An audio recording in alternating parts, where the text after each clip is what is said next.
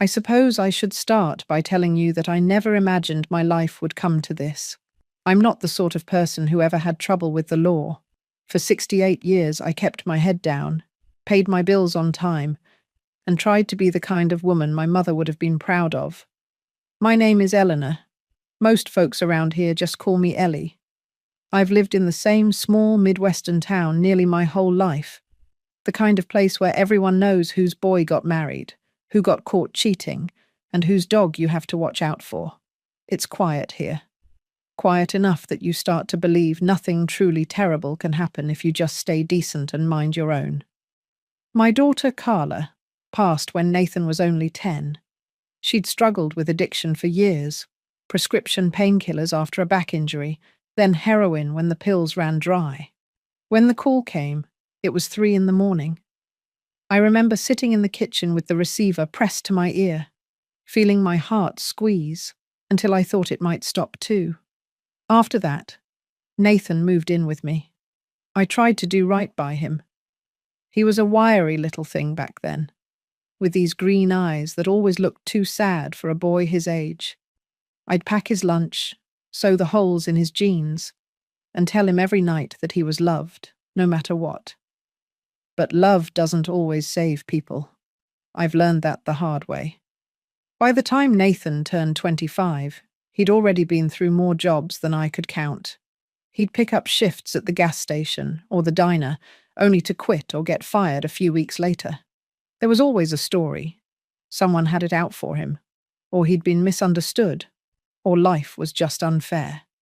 And maybe it was. Maybe the world had never given him a real chance. I tried to remind myself of that every time he showed up at my door, duffel bag slung over his shoulder, asking if he could stay just for a little while. That's how it was this last time. He came to me in early spring. I remember because the crocuses had just started blooming along my front walk. He stood there on the porch, shivering in a thin jacket, and said he'd finally had enough of drifting, said he was ready to get his life in order. "I've got an interview lined up tomorrow, Grandma," he told me, voice low and hopeful. "I just need a place to sleep while I get on my feet." I wanted so badly to believe him. I made up the guest room again, same as always. Fresh sheets, extra blanket folded at the end of the bed. I even set a small vase of daffodils on the dresser because I thought it might feel welcoming. A week passed. He went out most days, came back late. He'd tell me he'd been putting in applications, meeting with managers, checking listings on library computers. I didn't question it, though something in my gut felt uneasy. Then, one evening, he sat across from me at the kitchen table, fidgeting with his hands. He cleared his throat the way he used to when he was a boy, about to ask for something he knew I might say no to. "Grandma," he said, "I know you probably won't be comfortable with this, but I need to ask if I could use your car, just for a little bit.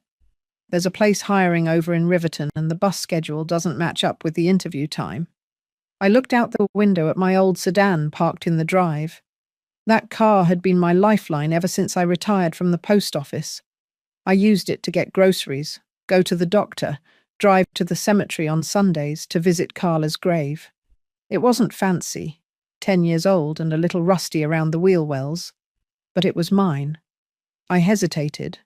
My first instinct was to say no, to tell him he'd have to find another way. But then I looked at him, at that boyish tilt of his chin, the way his shoulders slumped, and all I could see was that little boy who'd once clung to my skirt after his mother's funeral. "Just for the interview?" I asked. He nodded, swore it would only be a day, 2 at most. So I handed him the keys, and I told myself I was doing the right thing. The first day, he came home around dusk, all smiles and chatter about how the interview had gone well. He said they'd call him by the end of the week. He even brought back a bag of takeout, fried chicken and biscuits, my favorite. "Just a little thank you," he told me, kissing the top of my head. I remember thinking maybe this time was different. Maybe he meant it when he said he was trying. I let myself enjoy the small kindness of a warm meal someone else had paid for. But by the second week, things started feeling off. He began leaving earlier, before the sun came up, and coming home late, sometimes after midnight. He said he was doing odd jobs for cash while he waited to hear about the official offer. I wanted to believe him, so I nodded and tried not to pry. But the excuses piled up like damp laundry. One afternoon, I was folding towels in the living room when I heard a car pull up outside. I peeked through the curtains, expecting to see Nathan. But it wasn't him. It was a dark SUV with tinted windows. Two young men got out, looking around like they were casing the place. One of them knocked on the door, but before I could open it, they turned and walked back to the car. When Nathan came home that evening, I told him about it. He rubbed a hand over his face and said they were just friends who probably got the wrong address. "Nothing to worry about, Grandma," he insisted. "People make mistakes." But his eyes didn't quite meet mine. That weekend, I had to use the car myself. My neighbor, Donna, needed a ride to the pharmacy. When I opened the glove box to find the insurance card, I noticed a small plastic bag tucked behind some old receipts. I pulled it out without thinking. It was full of pills. I stared at it so long my vision blurred. My heart started beating so hard I thought I might faint right there in the passenger seat. Donna must have seen the look on my face, because she asked if I was all right. I shoved the bag back in, told her I was fine, and drove her in silence. That night, Nathan came home smelling like smoke. His hair was damp and his eyes looked glassy. I wanted to confront him. The words gathered in my throat, pressing against my tongue. But when he hugged me goodnight, they died there. Because I was tired. Tired of fighting, tired of accusing. Tired of feeling like I'd failed him somehow. A couple of days later, my neighbor across the street, Mr. Jenkins, stopped me by the mailbox. He's old, nearly 90, and doesn't mince words. "Ellie," he said, "I don't like to meddle, but I saw your car over on Jackson last night. That's a rough part of town. You okay?" I lied without thinking. Told him it must have been a mistake. Maybe someone else had a similar car. But in my gut, I knew. I started staying up, waiting for Nathan to get home. I'd watch the clock tick past midnight, past 1 in the morning. Sometimes he wouldn't come home at all. When he did, he'd be jumpy, eyes darting to the window like he expected someone to follow him. The tension settled over the house like dust. I tried to remind myself that he was my grandson, that he needed someone to believe in him, that maybe this was just another rough patch he'd grow out of. But the truth was, my hope was starting to feel more like denial. One evening he came home with a new phone, a wad of cash he said he'd earned doing deliveries, and a hollow look that made my stomach ache.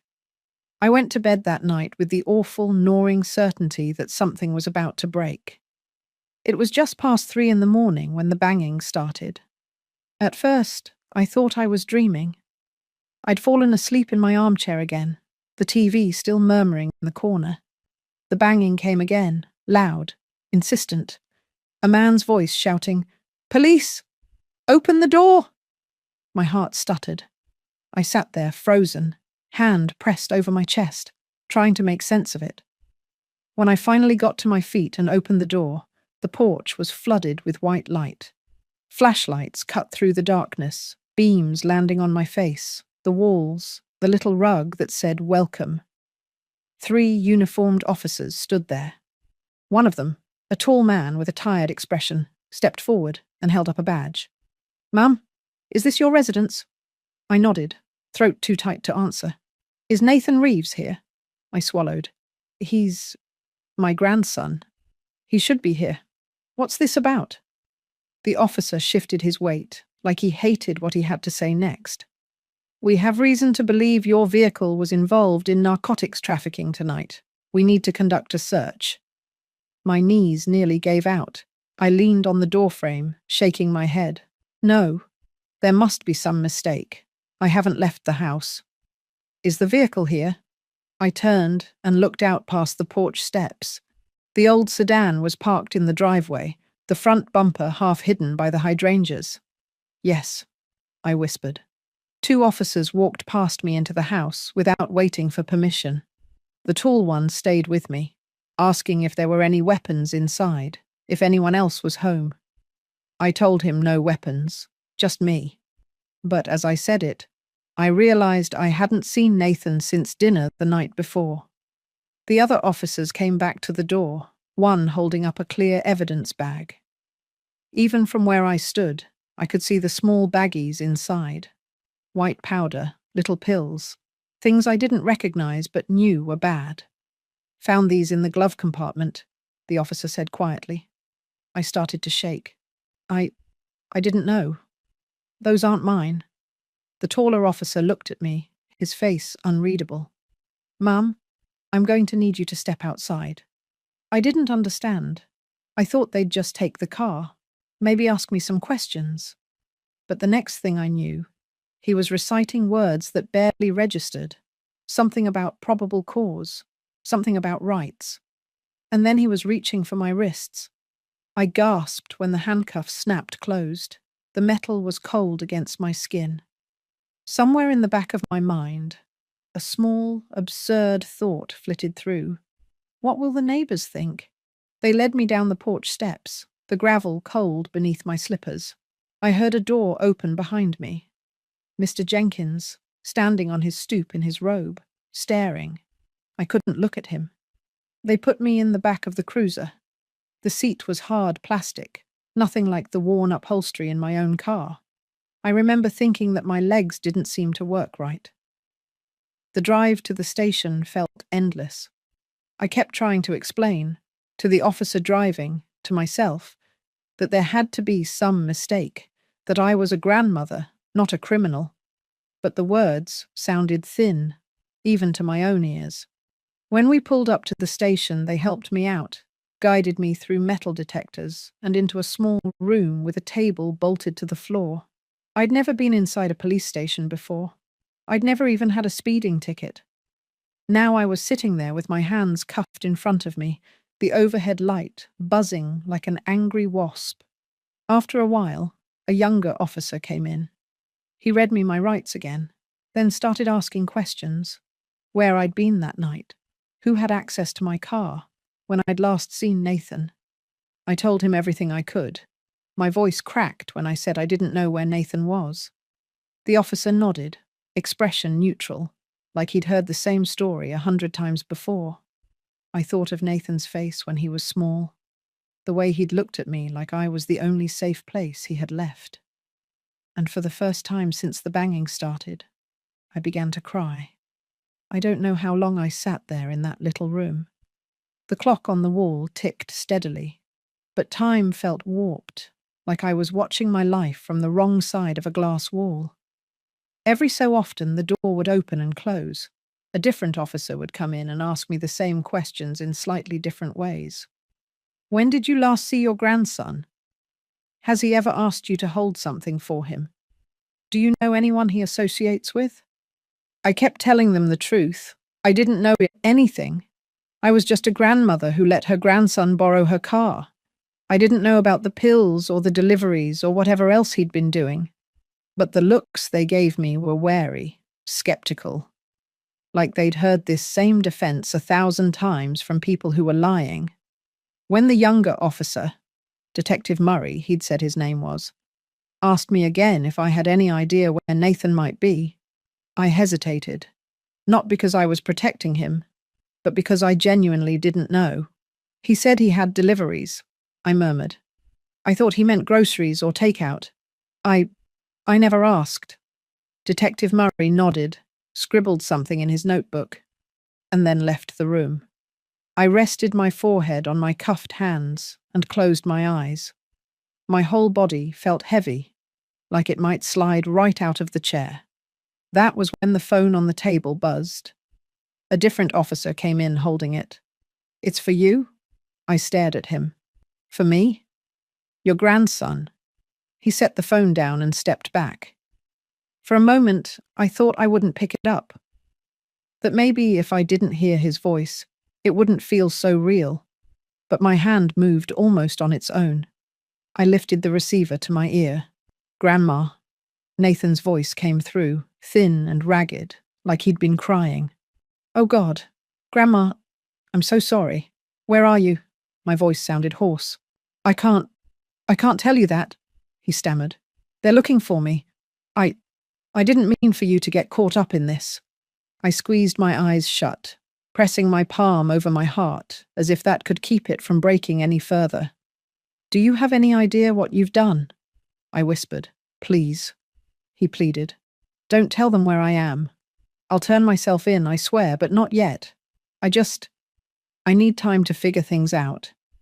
I thought of the evidence bag with those little white pills, the officers searching my house, Mr. Jenkins watching me get led away in handcuffs.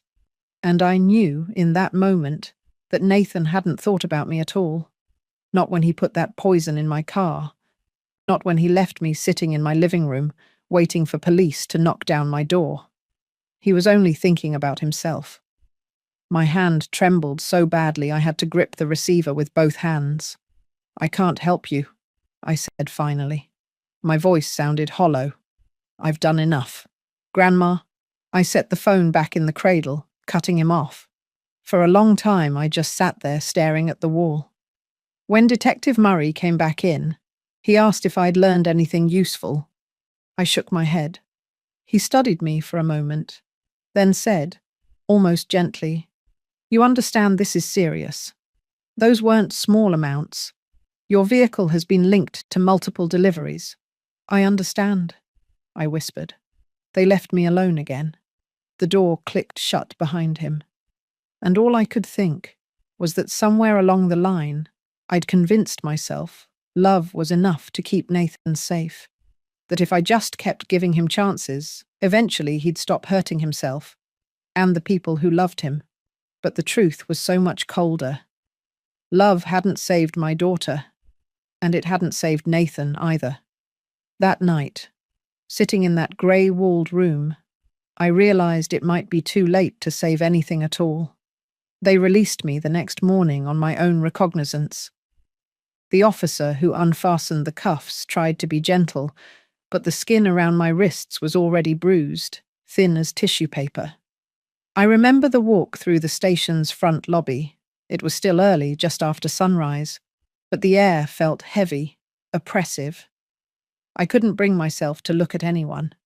Outside, the wind blew cold against my cheeks. I had no car to drive home. They'd impounded it as evidence, so I did the only thing I could. I called Donna, my neighbor.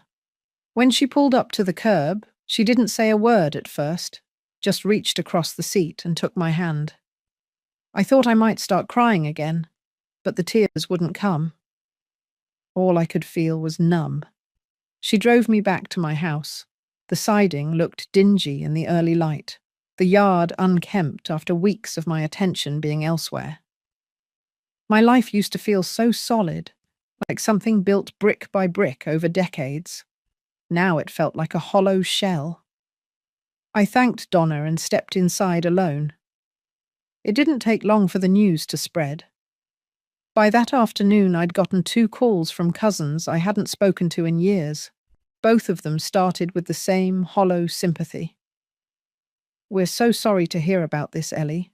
Before moving on to the real question, did you know? Did I know Nathan was dealing drugs? Did I know he was using my car for God knows what?" Every time I tried to answer, my voice would catch in my throat. I didn't know. Not really. But I'd ignored every sign, every gut feeling. In some ways, that felt just as damning. At the grocery store the next morning, the cashier, a woman I'd known since she was a teenager, wouldn't quite look me in the eye. She scanned my bread and milk in silence, her mouth pressed into a thin line. The woman behind me in line was whispering to someone on the phone. I heard her say my name. I wanted to leave everything in the cart and run out the door. Instead, I stood there and paid for my groceries like nothing was wrong, because that's what you do when the world starts crumbling around you. You keep moving, one small motion at a time. When I got home, there was an envelope stuck in my screen door. No return address, just my name in block letters. I opened it on the kitchen counter, hands trembling. Inside was a folded piece of notebook paper. "Ellie," it read, "you've always been kind to everyone. I'm sorry this happened to you. Don't let people tell you it's your fault." No signature. I sat down at the table and read it again and again until the words blurred. That afternoon, a social worker called. She said she'd been assigned to my case because of the severity of the charges. Even though the detective had told me I wasn't under arrest anymore, they still needed to investigate further before formally clearing me. She asked if I had anywhere else to stay if they decided to execute another search warrant.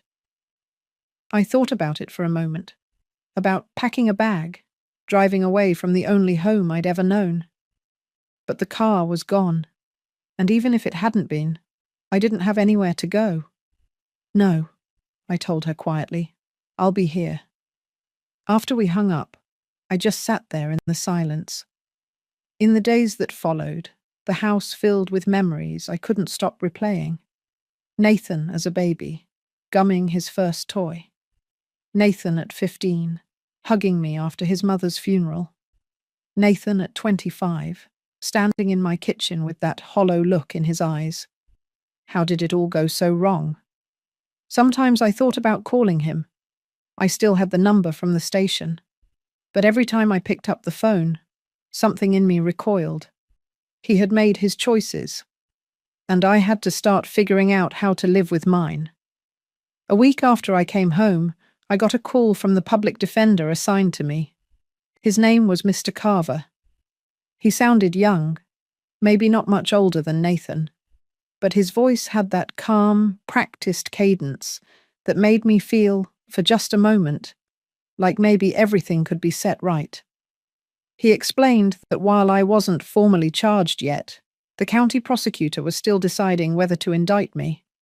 "They have your vehicle registered at several known drug locations," he said carefully. "They have you as the owner. You were in possession when the drugs were found." "But I didn't know," I whispered.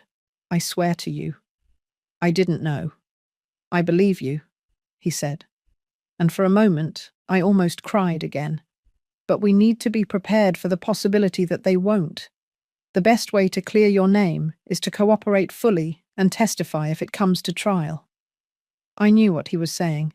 I'd have to stand up in front of strangers, and in front of Nathan, and say it all out loud. What he'd done, how he'd used me. I pressed my hand to my chest. My heart felt too big for my ribs. Will he go to prison?" Mr. Carver was silent for a moment. "Most likely. The quantity found, combined with prior arrests. He's looking at significant time." I closed my eyes. The kitchen around me felt too bright, too still. After we hung up, I sat in that same chair for hours. I thought about every time I'd told Nathan I'd always be there for him. Every time I'd bailed him out of trouble, cleaned up his messes, believed his promises.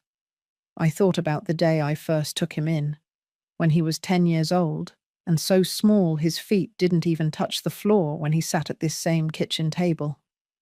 He'd looked up at me with wide, scared eyes and said, "You won't leave me, right?" "Never," I'd promised him. But sitting there with a legal pad of notes and the weight of everything he'd done pressing on my chest, I finally understood something I should have learned a long time ago. Loving someone doesn't mean protecting them from consequences.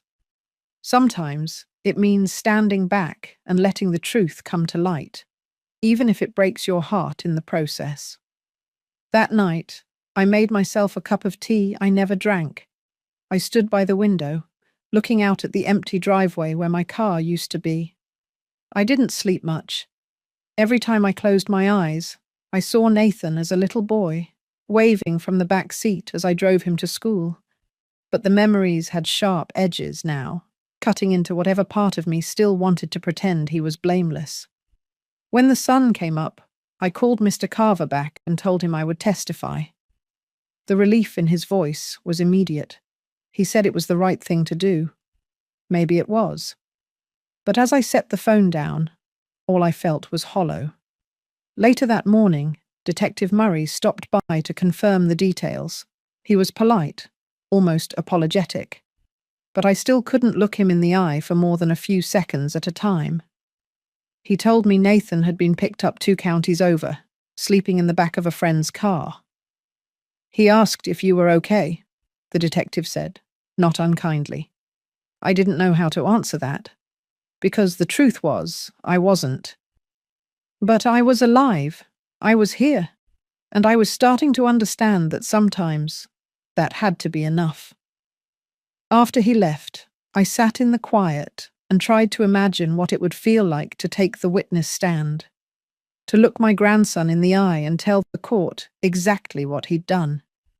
I thought it might break me, but I also knew there wasn't any other way. The courthouse was older than I expected. High ceilings, pale wood paneling, the faint smell of floor polish and paper. I sat in the hallway outside the courtroom, clutching my purse in my lap. My hands were shaking so badly I pressed them against the fabric to make them stop. Mr. Carver arrived and sat beside me. He explained what would happen, how they'd call me up, how I'd be asked to describe what I knew. It's important you speak clearly and truthfully, he said gently.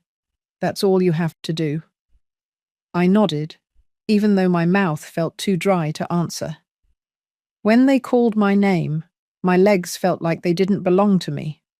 I walked past rows of strangers, some reporters, some other families who'd come to see their own tragedies play out, and stepped up to the stand. And there he was, Nathan. He looked smaller somehow, sitting there in the defendant's chair. His hair was longer and he hadn't shaved. When he saw me, something flickered across his face, something like shame, or maybe fear. I don't know if he expected me to look away, but I didn't. The prosecutor asked me to state my name, my relationship to the defendant. Then he began his questions. Had I lent Nathan my car? Did I know he was using it to transport narcotics? Had I ever given him permission to hide drugs in my home or vehicle? My voice was steady, though my hands still trembled. No, I told them. I did not know. Nathan didn't look up. The defense attorney tried to rattle me. She asked whether I had any reason to suspect Nathan was involved in illegal activity, whether I'd seen anything suspicious, and ignored it. I wanted to be angry at her, but the truth was, her questions were fair. Yes, I admitted. I did see things that made me uneasy. I didn't ask enough questions. I didn't want to believe he could do something like this. Silence settled over the courtroom, heavy and final. After my testimony, I stepped down, feeling as if my legs might buckle. I sat in the gallery and listened as the evidence was presented. Photos of my car in alleys I'd never driven through, baggies labelled and numbered, phone records tying Nathan to other known dealers. Some part of me still wanted to stand up and beg them to show mercy, to remember that he was a person, not just a case number. But I stayed silent. When the jury returned, I didn't watch Nathan's face. Guilty. Possession with intent to distribute. The judge read the sentence, years longer than I could even process. My ears rang so loud, I barely heard the gavel fall. When it was over, Nathan looked back at me. His eyes were wet. For a moment I saw that little boy again, the one who used to fall asleep with his head in my lap. But I didn't stand. I didn't wave. I only held his gaze for as long as I could bear it, then turned and walked out of the courtroom alone. After the trial, the house felt emptier than it ever had. I sold the car. I couldn't stand to see that driveway with nothing but rust and memory. Some neighbours slowly began to treat me the way they used to, waving when I fetched my mail, stopping to chat about the weather. Others kept their distance, as if what happened to me might be contagious. I didn't blame them. At night, I lay in bed and replayed everything I could have done differently. Maybe if I'd been stricter. Maybe if I'd asked more questions. Maybe if I'd loved him a little less blindly. But regret is a hollow thing. It can't change a single hour of what has already been lived. A month after the sentencing, I got a letter from Nathan.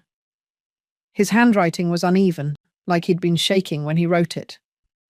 "Grandma, I'm sorry. I know it doesn't help, but I really am. I didn't mean for any of this. I thought I could handle it. I thought I'd make enough money to pay you back for everything. But I was wrong. I'm sorry I made you choose." I folded the letter and set it in a drawer I don't open often. He didn't ask me to visit. I didn't offer. In the months since, I've tried to rebuild a life that doesn't revolve around waiting for the next crisis. I started volunteering at the church food pantry on Wednesdays. I walk in the mornings before the sun gets too hot. I call Donna sometimes just to hear a voice that isn't my own, echoing in the quiet. Some evenings, I sit on the porch with a cup of tea and watch the cars pass. I still think of Nathan every day. Some people might say I should hate him for what he did, for the humiliation, the fear, the way he shattered what little peace I had left. But the truth is, I don't. I love him still. Loving him doesn't mean I'll ever trust him again. It doesn't mean I'll ever forget the sound of handcuffs closing around my wrists. It just means that even now, even after everything, I remember the boy he was, and I hope, wherever he is, he remembers me as more than the last person who couldn't save him. Because loving someone doesn't mean you erase what they've done. It only means you carry it with you, like a scar that never quite fades. And somehow, you learn to keep living anyway.